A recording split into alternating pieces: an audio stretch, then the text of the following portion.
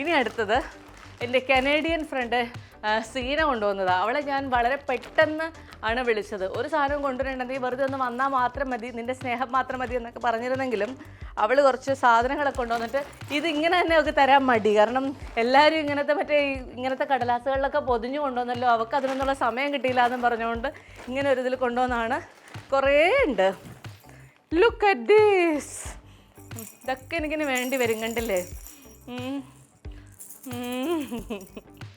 എൻ്റെ ദൈവമേ, ഇതൊക്കെ കാണുമ്പോൾ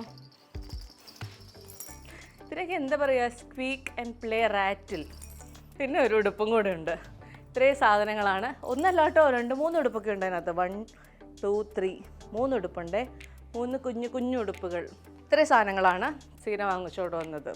ഇത് സീനയുടെയാണെന്ന് എനിക്ക് അറിയാം. കാരണം എന്താ വെച്ചാൽ അവൾ ആൾക്കാരുടെ മുന്നിൽ വെച്ച് തരാൻ മടിയാന്ന് പറഞ്ഞുകൊണ്ട് രഹസ്യമായി കൊണ്ട് തരുക ചെയ്തത്.